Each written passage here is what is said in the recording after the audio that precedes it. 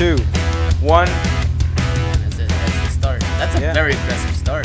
Yeah, I feel like I kind of over-exaggerated that a little bit. That was full gas. Yeah. All full commitment. Yeah, I probably could have turned that down like 3 notches. Yeah, we're spinning away now, though. We can't stop. Yeah. We already started. This is first try, so. This is, only first tries here. This is totally the first try. We didn't take like 3 takes. No. Yeah. Welcome, everybody. Welcome. To, Basically an F1 podcast, episode 2. Yeah, but the first official episode. Yeah, for the first race, yeah. The last one we did was a bit... It was a little bit of rambling about practice the run. Testing. Yeah. But welcome back, or welcome just in general to everybody. Yep. We just witnessed a crazy race. One of the craziest races of that I've seen, at least. Yeah, it was first race of the season right out the bat. I mean, that was a crazy race. Yeah. Especially towards the end, that was an insane race. I don't want to say it's like Abu Dhabi all over again, because that was on a whole nother It had level. different context to it. Right. But I would say it's up there.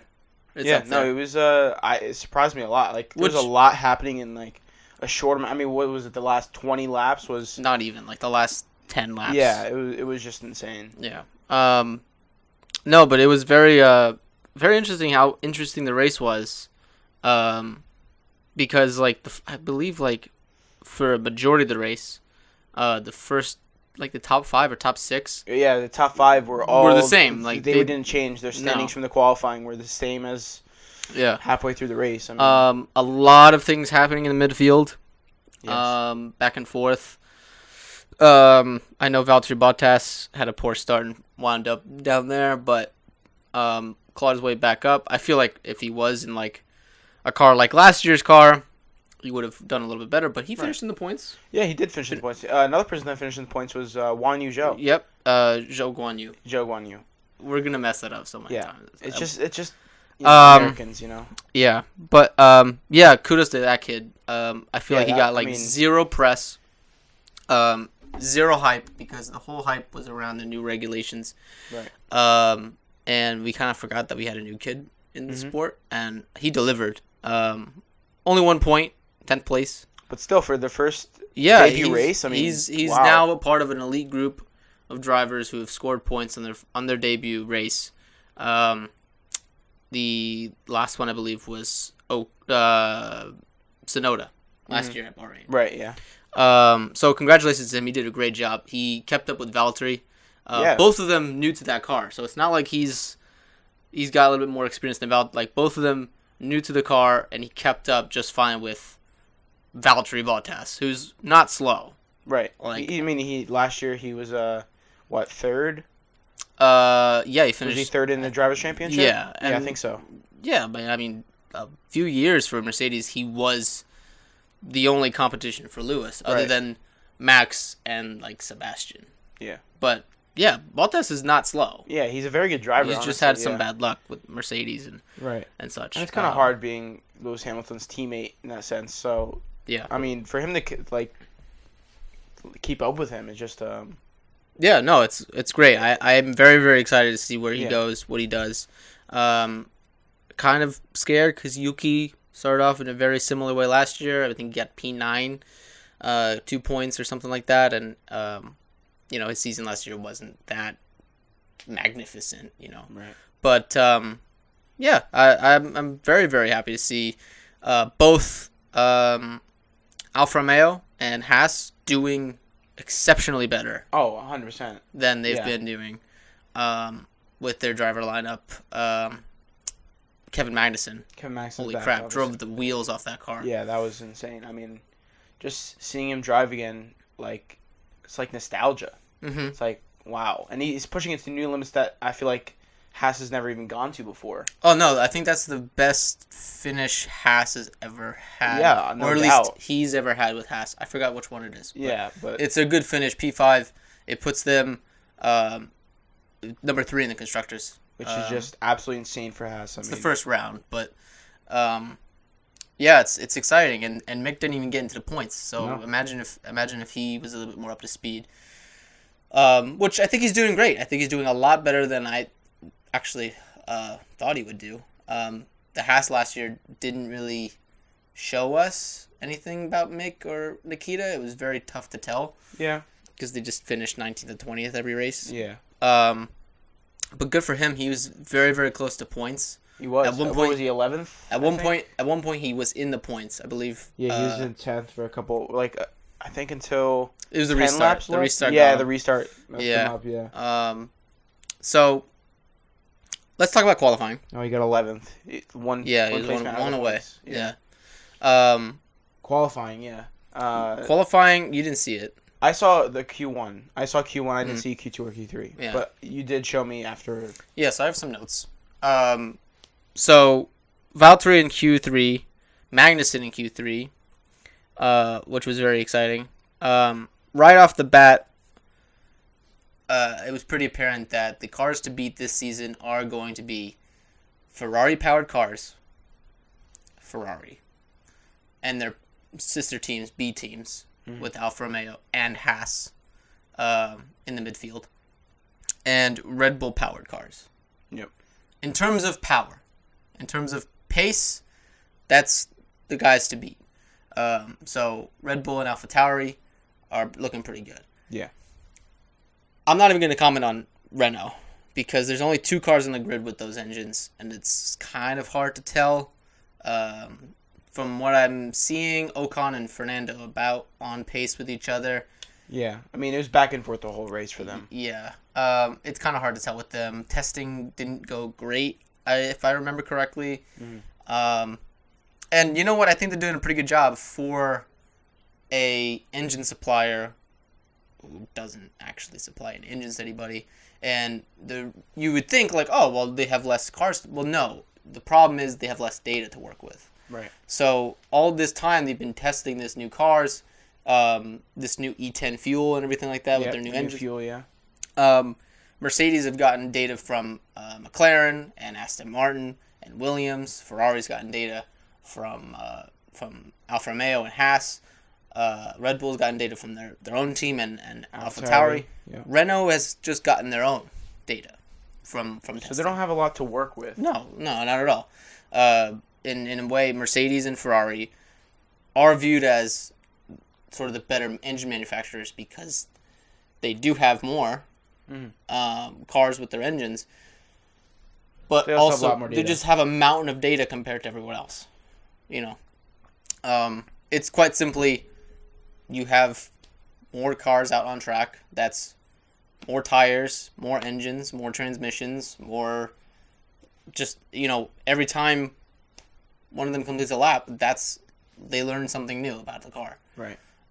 So I think eventually Renault may catch up. I think that they have a lot of force behind them. It's just hard to tell right now. Where did they finish? I don't think they finished. They didn't finish in the points, did they? Ocon did, but Ocon did. Yes. Oh yeah, both of them did actually. They did. Yeah. Fernando got 9th and Esteban Ocon got 7th. So not bad, honestly. No, it's not. So 8 points in the constructors. So yeah, but that is due to Red Bull's issues at the end. Yeah. There was 3 cars that were in the points. I believe that Gasly was in the points before. Yeah, Gasly was 8th. Yeah. Yeah. So that would have probably put Fernando out of the points. That definitely would have put Guan Yu Zhou, yeah. Zhou Guan Yu, and Go back to it. Hold on. Who finished? It was maybe put Ocon out. It depends. Ocon, Tsunoda. Yeah, but it depends because that brought out the maybe safety not car. Ocon. So Tsunoda, Fernando Alonso, and Guan Yu Zhou. Right. Those people would have been out of the points. Just if. Yeah, but also there wasn't a safety car. If that right. safety car didn't happen. So technically, it would have points, it wouldn't have mixed up the order the way it did. Right. Yeah. But Pierre Gasly, his engine. Yeah. Was it the engine that overheated and started catching on fire? That's what I believe. Martin Brundle or Crofty said in the live broadcast. Yeah. I think we're still we're waiting to figure out what Red Bull find out because if you didn't see the race, I don't know why you're watching our podcast, but effectively Max, Checo, and Gasly out of the race. All DNF'd. Yep. All DNF'd with similar issues with their engine. power unit.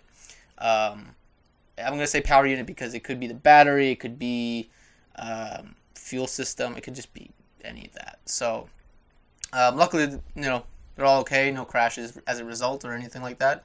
Checo's rear end just locked up on him and he spun around. Yep. And of course, what was it? Last lap. I don't think it was. Might have been the second to last lap. No, it was the last lap. I'm pretty sure. Because yeah. I think he was in third place. He was just fighting Lewis Hamilton for the longest time. We were freaking out. Yeah, because Lewis was right behind Checo. Yep. And really Max all of a sudden started dropping back, and we knew Max is retiring. Red Bull's gonna not have any points or have less points if Checo doesn't get a podium here. Yeah. And Checo is, going for a podium. I mean, he was in third place, and then all of a sudden, his rear locks up, and and he just loses power and spins out. Yeah. So Verstappen, Perez, both DNF, of course. So Red Bull not in the points yet for the constructors' championship. Yeah, that's crazy. It's pretty devastating, honestly, because you see last year they got second in the constructors, and obviously Max Verstappen won the drivers' championship, and now the first race is done and they don't even have any points in the constructors yet. Yeah. No, it's definitely a big blow, and definitely, I feel like people understand. I don't think anyone's discounting Red Bull just yet. No. Especially with the pace they showed in qualifying, nearly taking pole. Nearly taking 2-3.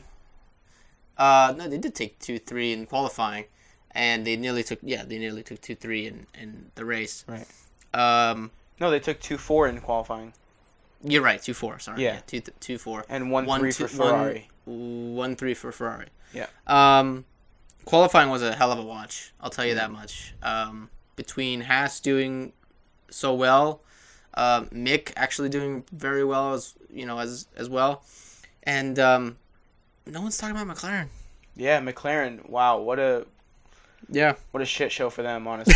I mean, I know it's your favorite team. Thanks, but wow. I don't have any McLaren merch yet. I was gonna buy some. Maybe that was the difference. It might be on sale now. Yeah. If you want to buy some. No, but at the same time, it's a Mercedes powered team. So they're struggling the same way Williams and Aston Martin and Mercedes themselves are. And one of the drivers had COVID. Daniel Ricciardo, yeah. Yeah. So when I saw him out in Q1, I was like, yeah, that makes sense. He missed half of testing, essentially. And the better half, too. Like, the half that actually counts. You know. Lando Norris qualified 13th? I'm not sure about qualifying, but I know... If I remember correctly, it was qualified 13th. And he just dropped back. Both of them dropped to the bottom. Yeah, for a while. Both on mediums. Race. Both on mediums. Everyone else was on soft. Mm-hmm. Even when they went to soft, I'm pretty sure Daniel Ricciardo went to soft and Lando Norris stayed on medium or hard. But yeah, I mean, that's great. I mean, they finished 15th or 14th and 15th. Daniel Ricciardo finishing 14th. And that's because of DNFs. Right? Yeah. Who finished behind them? Latifi and Hülkenberg. Yeah. Literally, like, some of them. Williams and the reserve driver finished behind them. Yeah. That's not really... That's not good. No. I mean, Williams did finish in front of them, no? Yeah, Albon did good. Albon finished 13th. Albon, I will say, Albon... he performed in that Williams. I mean, I guess probably didn't get as much coverage as, say, Magnussen, because Magnussen came in guns blazing, after 15 months without being in an F1 car. Mm-hmm. The dude was supposed to drive yesterday in Sebring in 12 hours. Yeah. Was like, nah, I'm going to Formula 1. Got in a car. Turned out fastest laps in practice. And it was just since then, we were just like, that's great, but, it's not going to translate into quality. And it did. He was in Q3 and qualified 7th. Yep. Was it 7th or 5th? No, 7th. He finished 5th. Yeah. Yeah. And he stayed 7th pretty much the whole race. After the start. No, he moved up and down. Yeah. But he was nice and comfortable in that 7th position after our second round of pit stops or whatever it was. Mm-hmm. But he did really well, and that's hope. That's hope for Mick as well, because Mick is no slouch, and he's going to learn from Magnussen. He's going to be challenged by Magnussen, and hopefully Mick starts delivering some similar results in the points for Haas. And even 11th for Haas is not bad for Mick Schumacher. Absolutely not. Dude, I mean, kid was on the grid all season last year. In the bottom 15. Fighting for P19. Right.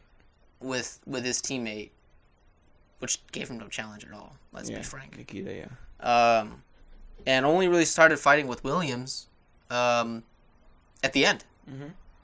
At the end. That's when they started fighting. And he won that fight, too. He finished 11th, and Williams finished 13th with Alex Albon. Yeah. No, I mean at the end of the season last year. Oh, okay. Yeah, but he had some... I mean, look, we saw Haas battle Mercedes today. I think the new regulations are doing their job. They are doing their job. And I think the biggest proof of that is not just that we saw Haas battling with a Mercedes. Because you could be like, oh, well, Mercedes were pinned back, and Haas spent all season last year preparing for this season. Okay, cool. And by pinned back, I mean like they were in a title fight last season, and the new regs are tripping everybody up, so you can't go by that. Okay, let's look at Ferrari and Red Bull. Mm-hmm. Two teams that are doing well with the new regs. Two of the big boys. Okay. The battle between Charles Leclerc and Max, it just kept going. Yeah, that was like the title fight. It's the first round. Yeah. Like, the racing that we were seeing was like Max versus Lewis last year. Right, in the final round. Right. In Saudi. The amount, they were able to fight closely, keep the fight going. They had a DRS battle and everything. It was really, really so crazy to watch. I was taking notes, and I had to put my phone down. Whoa.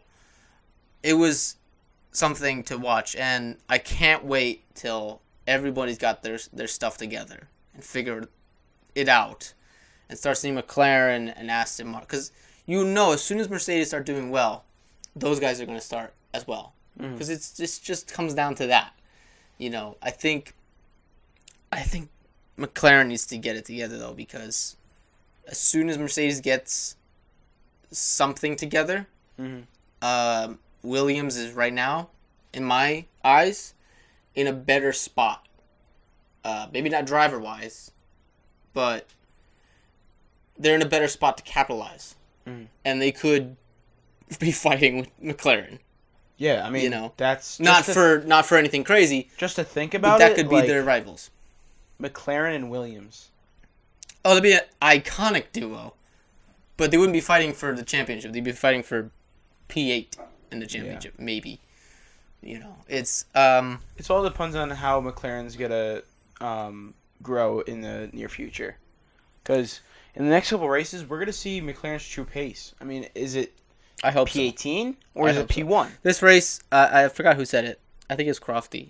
It was an extended testing for McLaren. They didn't have enough testing because Ricciardo's COVID. Maybe they had enough testing, but they didn't have enough testing to fix problems. You know what I'm saying? But qualifying. We knew from the get-go in qualifying that we were going to have a good race today. And we were excited since last weekend about this race because...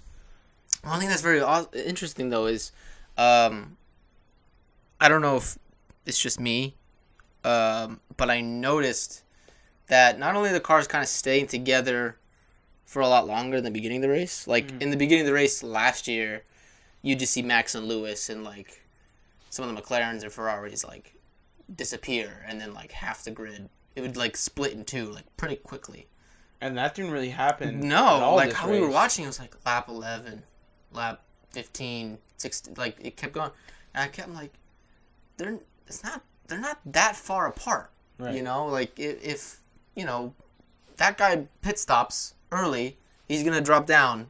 And it did happen. It did happen a lot. I mean, we saw Lewis Hamilton goes from 5th to down to like 13th. Yeah, I actually have it written down. Let's start from the top. All right, poor start from McLaren. You got through that. You were on mediums. fighting with Latifi, the very, very back. Daniel Ricciardo was fighting with Latifi. Yeah. For a long time. And it's not a dig at Latifi. He is what he is. But he's no Daniel Ricciardo. No. And he's no Lando Norris. Those guys fight for podiums. They fight for points. They fight and not saying that Latifi doesn't do that, and he's not in for that. But they're not. They shouldn't be fighting each other. Zhou keeping up with Bottas after Bottas drops back at start. He really did throughout the whole race.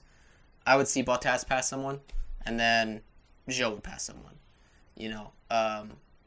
Even sometimes it was just someone pitted and they passed him, but it was like Zhou was on Bottas the whole time, to where if they were really competitive all of a sudden, which they kind of are, those guys would be going for tit for tat.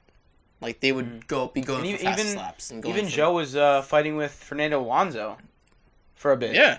Well, Fernando is kind of, it's interesting. Fernando is sort of the guy, I view Fernando as a guy he's like the new Kimi Räikkönen. Yeah. You just battle with him because he's Fernando Alonso. Yeah. You know what I'm saying? I don't know. He battled with George Russell in the Williams last year. He battled in Bahrain with Tsunoda last year. Mm-hmm. He's just sort of the guy that everyone that's going into the sport really knows because he's been around for so long. Well, no, he was the world champion when those guys were getting into racing. Yeah, in 2005, 2006, right? Tsunoda started go-karting probably in 2005, 2006 when Fernando was winning. The big boy, right? Yeah. Same thing with Räikkönen.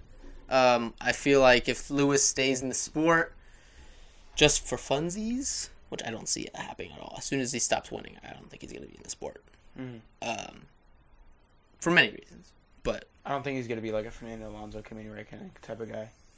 Yeah, those guys, they're like, yeah, we don't win too much anymore, but we're still in Formula 1. You still compete, Yeah, but I can't blame Lewis if he does that because he went from winning everything to not being competitive. You know what I mean? I'm not saying that happened just yet. I mean, he got a podium in the third best car on the grid. By luck. Let's be honest. Yeah, by luck. It was but he got it. Strictly by luck. 183 podiums, I think it was. Mm-hmm. But to continue, my notes. Schumacher spun by Ocon. Yeah. And he was fine. I mean, that was the first lap, right? I was scared when I saw it. I was like, oh man, damn. And it just shows him going 360 and he just goes back and he loses two spots. But I'm like, oh, all right. So that was fine. Into the wall. He's not out of the race. So Ocon, I believe that was the first. Was that the first penalty? I think it was the first lap. Yeah, but was that the first? That's the first racing penalty this year. Yeah, yeah. But Ocon, doing what Ocon does. Yeah, it's Ocon. What can you expect? He's a good guy. He's a good guy.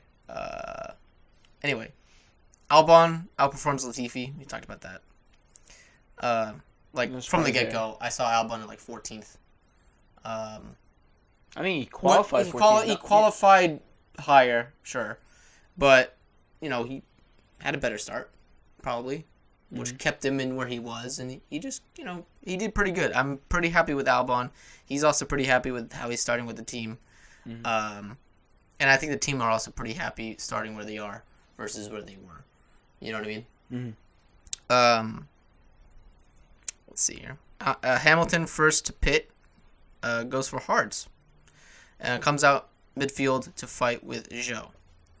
That was very interesting. Lewis on cold tires almost lost it. Yeah, a little bit.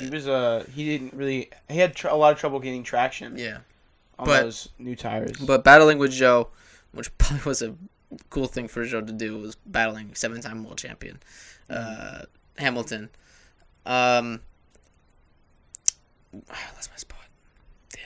Dang. Yeah, Hamilton obviously finished higher, so eventually he made that move stick. And he was the first to pit, so eventually everyone else pitted. Verstappen goes for undercut and closes the gap to Leclerc. Almost does it. And I believe there was some team thing going on because they did this twice. Both times Verstappen pit on his outlap. The team told him not to go too crazy, saved the tire life. That was Mercedes. And no. That was Max. Every time on the outlap after the pits. I'm pretty sure that was Lewis Hamilton. No. No. That was Max. Max came out. They told him not to go too fast because they didn't want him. Yeah, he's on cold tires. He doesn't want him. You don't want a flat spot. Yeah. You don't want to. Yeah. So comes back around. Of course, Leclerc reacts to his pit stop, goes in for the pits, has a pretty fast pit stop. Yeah, what was it, 2.5 seconds? I don't know. I think that was his second pit stop, was 2.5 seconds. Whatever. And then Sainz came in. But I remember there was a radio message where Max, he was a bit tipped off because he's like, yeah, this is the second time I come back around the lap. And he's coming right out of the pits, and he beats me out of the pits. The whole point of pitting first is so when the car in front reacts to you pitting, you're on fresher tires, and you can do a faster lap, and you beat them before they get out of the pits. Mm-hmm. And they failed to do that twice, I believe. Again, we're not experts, and I'm not perfect, so I'm probably misremembering things. But, yeah, he closes the gap, and that's when the battle between him and Leclerc. Yeah. Right? When they started switching places a lot. McLaren starts making moves up the grid after the first round of pit stops, which was expected because they started on mediums and everyone else started on softs. So they were expected to stay out longer, which they did. Ricciardo goes softs. Norris stays out a little longer, goes hards, drops it to last. Mm-hmm. But yeah, McLaren was just terrible. Yeah, they were just every compound today. And I'm not blaming Ricciardo and Norris. At the end of the day, it could have been the car. They're only as good as their equipment. And yes, I'm a McLaren fan. But you're only as good as your equipment. And what was the team that had the 5.5 second pit stop? Was that McLaren? That was McLaren. Yeah. That's what I thought. That's what I thought. It wasn't Ferrari, was it? No, it wasn't Ferrari. I didn't think so. Well, you were rooting for Max, you Ferrari fan. We both were rooting for Max. Listen, okay. Last couple laps of the Grand Prix, everything's going pretty smoothly. I can look through my notes, but I'm pretty sure I'm down towards the end. Yes. So, what ends up happening?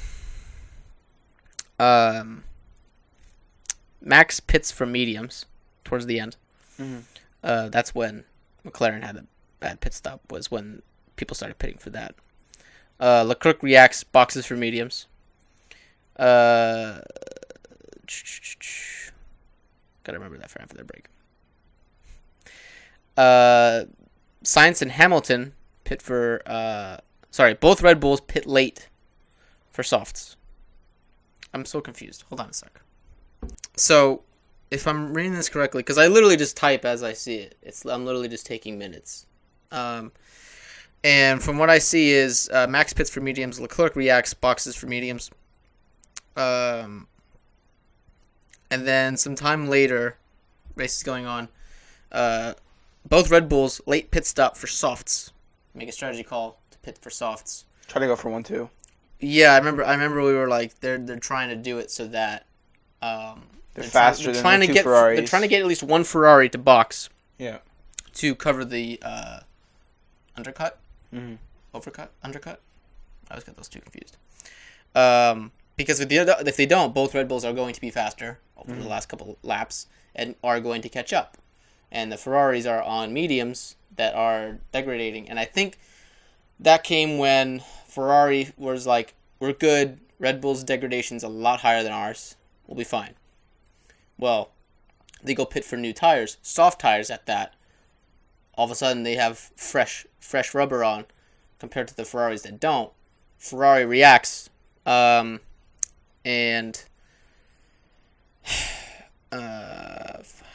And I think Carlos pits first. Yeah, Carlos and Hamilton pit first. Mm-hmm. Verstappen. They both pit for softs. So Leclerc stays out though.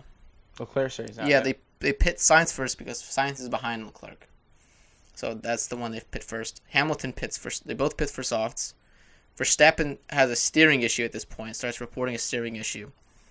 But then does like the fastest first sector of everybody else. It's about at this point when Gasly overheats on lap 46 out of 57. And that turns into a full safety car, and that's when Leclerc boxes for softs, keeps lead because of that. Everyone boxes. Not everyone boxes, but eventually everyone finds themselves on softs. There wasn't any car on anything else. It was everyone was on softs because it was the last leg of the race. And that was after the safety car of Pierre Gasly. Yes. Yeah. So at this point, Haas, both cars are in the points. Bottas is in the points. The race restarts. Carlos battles with Max and overtakes Max because Max starts having issues, starts reporting issues with the battery. The team have no idea what he's talking about. They said everything was okay, actually. So we see nothing wrong on our side. He was just like, "What are you talking about? There's obviously something wrong. My car is slowing down." Yeah. And shortly after getting overtaken by Sainz, Max starts dropping down the order and retires the car. Effectively just coasts into the pits and retires. Mm-hmm. It's at this point that we start freaking out. Yeah. Because Checo is now up for a podium. P3. And is defending from Lewis in P4. And I believe it probably was like a half lap later. Checo started reporting loss of power, something wrong with the engine. And, so 3 out of the 4 Honda Red Bull powered cars retired. Retired at this point because about a lap later, going into T1, Checo locks up the rear. Well, he doesn't lock up. The engine seizes, or so we think, and spins the rear around, and that's and his, for Checo. That's he was not happy with that one. Mm. And that's the rest is history, as they say. Yeah. Lewis picks up a podium. That is to his words and Mercedes' words, the most that they could have hoped from today. I don't think that they are that far behind 8 Ball, personally. I do think that they're behind because Mercedes aren't the team to continue sandbagging after testing. Round 1 is round 1. That's points on the table. They're going to go for it. Right. I do believe that they went from having the fastest car in 2020 to having about the same kind of car as Red Bull. I think at certain circuits they were faster than Red Bull. Certain circuits they weren't. Like Monaco. Monaco was terrible for Mercedes. Mm-hmm. Now they are a third fastest car on the grid. So they are getting slower as time goes on. Yes. Especially with the engine freeze coming up. Yeah. They need to fix that real fast. Yeah. I think right now any car that's powered by Ferrari is both the fastest, just based on Leclerc's pace. And there were times where I looked at Sainz, and, I said this, and unfortunately we won't find out maybe ever, or at least until next week. Mm-hmm. But I kept saying, if Sainz gets past Verstappen cleanly and just gets a little bit of air between them, he's gone. Yeah. Like, Sainz does have a little bit of pace over Max. Max is just pretty decent at defending, and he is rapid. He overperforms the car, whatever car he's in. So it just goes Ferrari, and as of right now, for reliability, Ferrari. As far as pace goes, Red Bull, and then Mercedes, Renault. That's the way I see it, the way it is. Yeah. Will it change? I bet Renault and Mercedes hope it does. I think Red Bull, if they just figured out the reliability issue, I think they'll have a solid platform. There's an engine freeze coming up, so they have to look at that. Yeah. Yeah. All right. I'm done talking. Yeah, I mean, I've just kind of been feeding off of you, so. Sorry, I was just reading my notes. Do you want to take an ad break? Yeah, ad break.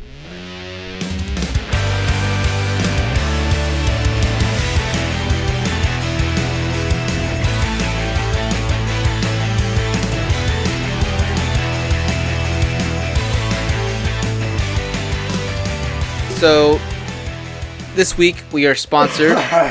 Jesus. You good? Yeah. Okay. This week's episode is brought to you by Rick's Magazine. Rick's has been a partner with Overtake Media for a little bit now. Since 2019, right? Yeah, for some time. And have supported us in our filmmaking efforts. So it's a really, really big honor that they have continued to support us in our new chapter as Formula One podcasters. Yeah. In sponsoring the show. So they're having an event coming up. Yeah, Liberty Walk. Yeah, Slam by the Harbor. Liberty Walk edition. If you guys love cars, which I assume you do because you're listening to an F1 podcast, and you are in the tri-state area or able to get into the New Jersey, New York, Pennsylvania, Connecticut area. That's 4 states. Whatever.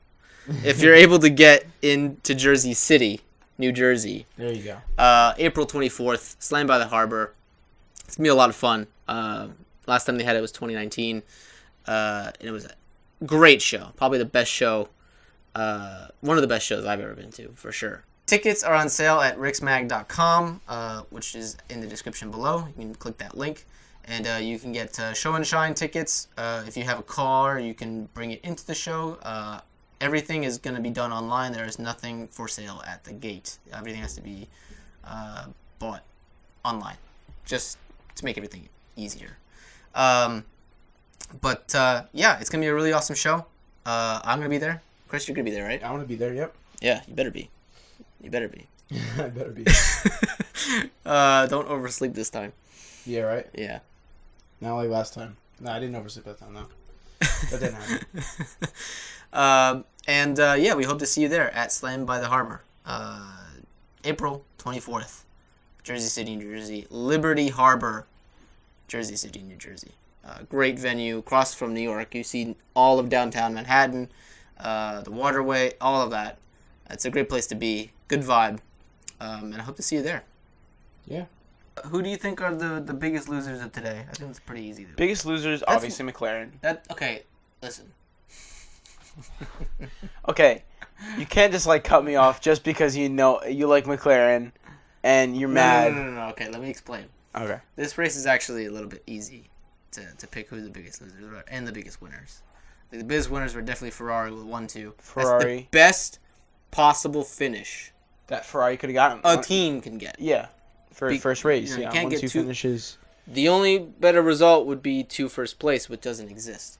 Yeah. So, yeah, I think kudos to them. It's great. It's gonna be a great season for them. Hopefully, I'm not like a glorified Ferrari fan. Everyone's a Ferrari fan.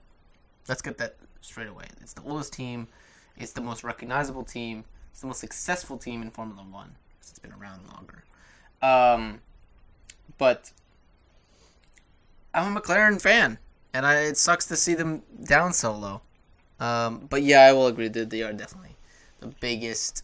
Probably the biggest loser because just coming from so high to so low is just kind of yeah, it's kind of heartbreaking for them almost, Yeah, I think a lot of it is down to lack of practice. That Ricardo got, but then COVID, Lando's also struggling too. So I think it also has something to do with the car, with the power with the pit lane, I guess you can say. I mean, those are pretty late pit stop. I mean, pretty long pit stops.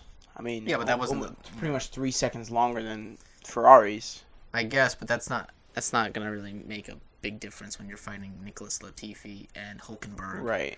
For P8 18.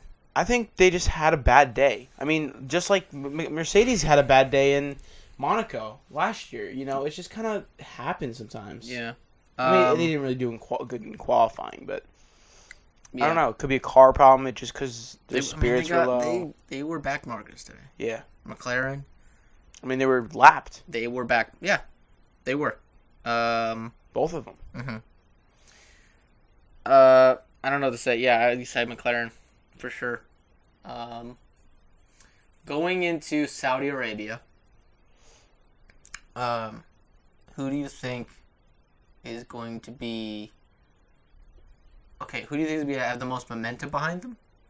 What are your predictions for the next round in Saudi Arabia? First and foremost. I think Ferrari is going to do pretty well. I think Ferrari's probably at least one of the drivers is going to be in the top 3 going into the actual Grand Prix. Okay. But I think Red Bull's going to be up there. I think they're going to try to gain their position back in the constructors. Mm-hmm. I think Mercedes might do okay. Mm-hmm. I'm excited to see Kevin Magnussen, what he's going to do in Saudi Arabia. It's a different track for sure. Is he going to keep his momentum up? Is he going to slack a little bit down? Well, that's another thing is Kevin's never been to Saudi. Mm-hmm. Guan Yu Zhou's never been to Saudi Arabia. But that really should not matter. Well, has he? Was Formula 2 in Saudi Arabia last year? I don't know. I don't remember. But that won't really matter. I mean, yeah, it doesn't matter because the cars are so different anyway. Yeah. I personally, I would have to agree with you. I think Ferrari have built a pretty decent car, and that's evident by the fact that the other Ferrari cars are doing well too. Mm-hmm. So yeah, I do think they're gonna have an upper hand. I think that I hope it's not the case because it's the least interesting and the most toxic scenario. Mm-hmm. But I think it's going to be Charles and Carlos at one point. I think that Max is... Okay, I don't think this, but this is a possibility for sure. Max is just not going to catch up enough and is going to be out of the championship relatively early on. And so is Checo, and so is Lewis, and so is Russell. Ferrari just show pretty decent pace. That being said, though, I do think Red Bull will improve, at least on one front, at least on the reliability side, maybe. I hope they do, because they can't DNF every race. I hope that Mick Schumacher comes back, and as time goes on, Kevin kind of teaches him, and kind of is his teacher. Yeah. And I hope that Haas is like fighting for at least like top 5. That would be crazy. Yeah. Coming from last place last year to top 5. They're in a really good place to do that. Right. They're in 3rd right now. With Kevin coming back? If you think about it, yeah, like Mercedes is ahead of them. Mm-hmm. That's probably going to change. Mm-hmm. Unless, well, if Mercedes gets their act together quick enough, it won't. But if they can't figure it out, Mick will get better, and there's going to be issues probably with... I mean, we had a pretty uneventful first Grand Prix. We were like this close to having all 20 cars finish. That's not going to stay like that. You know, you're going to have accidents. You're going to have things that I mean, there wasn't even really an accident except for Esteban Ocon hitting Mick Schumacher. Yeah, but that even... But that didn't even result in a crash, you know? There was nothing really... Yeah, 3 DNFs, but those were from engine problems. Yeah. You know? Which is the best case scenario, to be honest with you. Yeah, of course. It's easier to clean up. But that's next round. Next round is around the corner. It's next week. Which, by the way, for that, I hope we could do a podcast because I have something to do next week, so we'll see. Yeah. If we can't, we can't. Maybe we'll do a double header next week. Mm-hmm. But because there's no race the week after. But Season long, though, what are your predictions? It's a little bit easy. We didn't do this necessarily in the last episode, the first episode we did, because we're plebs. But now that we've seen the cars on track, both qualifying and racing, what are your predictions for the season? So, predictions for next season, I think, for this season. Yeah, like the whole season. The whole season. I think Ferrari is definitely going to stay up there. I think Ferrari's either going to finish second or first in the constructors. Mm-hmm. For some reason in my heart, I feel like Mercedes is going to drop down. I feel like Mercedes might be in the top 5, but I don't think they're going to be in the top 3. Maybe third, but maybe fourth. You know? I don't think they're going to get worse than they are now. Yeah. They might. I mean, think about it. They wouldn't have made even top 3 if it wasn't for. Well, you gotta understand they were 5 and 6, but 1 and 2 were Ferrari, and 3 and 4. Like, I'm talking qualifying. 2 out of the 4 cars were Ferrari. The other 2 were Red Bull. Red Bull, yeah. So that makes them 3. So I could definitely see them finishing where they are now, in third. So you think it's gonna be Ferrari, Red Bull, Mercedes? Yeah, I think the constructors one is a little easier to call because just seeing the cars on track, you can kind of tell the pace. Yeah. And what it's gonna be for the season. Yeah. But you never know. As far as get COVID and it can mess up the whole thing. That's true. Yeah. For instance, Sebastian Vettel wasn't in the race this week. Nico Hülkenberg, he finished last practically. Yeah. Not necessarily saying that would have made a difference at the end of the day. It might have, it might not have. We can't really tell. At the end of the day, that's one more Mercedes car that would have been driven by a slightly more experienced or, not to talk shit about Nico Hülkenberg. I think he's pretty decent. It's just, it's a new car. He's never been in before. It's a fact that Sebastian Vettel's more experienced. Well, he's a 4-time world champion. Exactly. But, yeah, I think the Drivers' Championship is always harder to call. And right now, from where I'm sitting, I think Charles has obviously the edge. He's leading the championship now. And Carlos is second. And but at the same time, who knows? I think if we were in a more familiar territory, I could be like, oh yeah, absolutely. There's nothing Red Bull could do. There's nothing Mercedes could do. It's going to be Ferrari. This is my hope, that it's three teams, 3 drivers at the end. Like we're literally in Abu Dhabi, and we have a 3-way race, and it's Leclerc, anyone in game, and Max and George. I don't know. I don't honestly. I really don't know. In my personal opinion, I don't like Lewis, and it's nothing against him. It's just I hate seeing the same guy win over and over again. Yeah.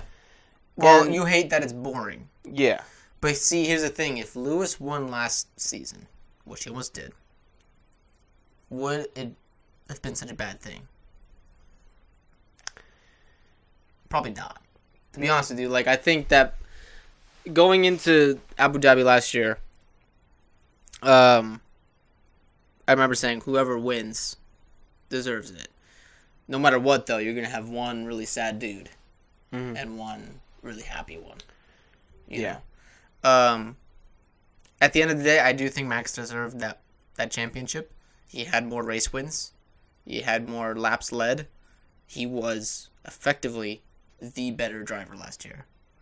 And I think if you go by that, Right.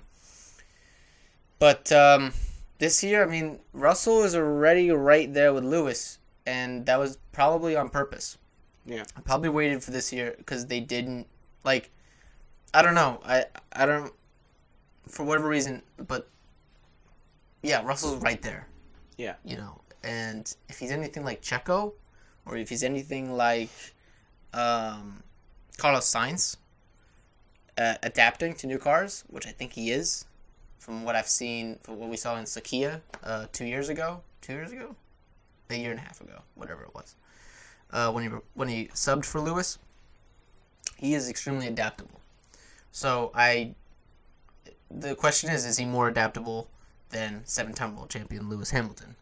Mm-hmm. And if he is, I think that he's maybe going to start snatching up some points away from Lewis with a little bit, starting to outperform him a little bit here and there. Will it be this season? Who knows? I think eventually he will, though. I think that definitely next season we'll probably have a better chance. But it might happen this season. I don't know. But I would love to see a 3-way fight between a Ferrari driver, a Red Bull driver, and a Mercedes driver. I don't care who they are. I'd prefer it to be George, Max, and Charles. That'd be a good one. But who knows? It could be anyone. Carlos, George, Checo would be also. That would be even better, actually. Yeah. I think. Yeah. Like the underdogs of each team, just coming up and rising above their stars of the team. Do you think Lewis will get that 8th eventually? I don't I have to see. I think his contract expires next year with Mercedes. I'm not sure. If it does, I mean, he certainly wants it, but I think that if the regs were next year, I think it'd be more possible. I think this year it's already a really rough start. I will say, though, and I do think that this is going to be talked about very soon, if not already being talked about. Over the last couple of years, whoever finishes second in the first round of the season ends up winning the championship. And we saw last year, Max finished second in Bahrain and won the championship. Lewis finished first, got second in the championship. Year before, same thing. Year before that, I believe. For the last couple of years, that's been the trend. I'm not. So you think Carlos is going to win? I'm not superstitious, but I'm a little stitious. Yeah. And it'd be really interesting. It'd be really, really interesting to see if Carlos starts, pulling some moves on Charles and starts taking points away, or if Charles and Max start fighting, and it's probably going to be a little different than fighting Lewis. And all of a sudden, who's there to pick up the pieces when both of them DNF? Right. Checo and Sainz. Carlos, yeah. And I love Checo, but Sainz, watch out he's fast. That dude knows how to drive. Mm-hmm. I want him to get a win, at least this season, though. It's kind of hard to imagine Carlos as world champion because he's never gotten a win. Mm-hmm. But, it's not everything. Mm-hmm. So that's my prediction. My prediction, though, is probably 2 Ferrari drivers at the end. I would love to see a 3-way fight, but it'd probably just be Charles or Carlos. Their pace this year is just absolutely insane. It'll either be Charles or Carlos or Charles and Max. Yeah. That's my prediction. Who am I going to root for, though? I think you're going to root for Lando. Yeah, I'm always going to root for Lando. You're going to root for Lando. I'm going to root for probably it's not Charles. Lando's year this year. It's not. I'm sorry, Lando. It's not. I hope you prove me wrong. That'll be awesome. But I'm going to root for Charles. Hold on. I got to think about this because I like Charles and Carlos equally. Yeah. Ferrari did a really interesting one on us where we don't know who to root for anymore. Yeah. I'd love to see Carlos get one just because I don't think he's the permanent guy at Ferrari. Charles is the face of Ferrari. Carlos is great. They love Carlos, but at any moment, deep down, Carlos is only there until Mick gets good. Yeah. That's the only. That's just kind of how it's just kind of.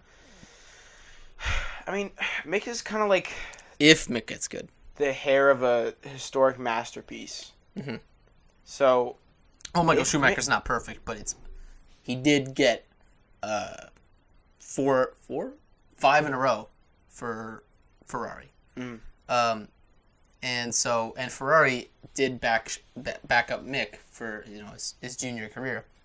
So there is a bit of hype around getting Mick in that seat.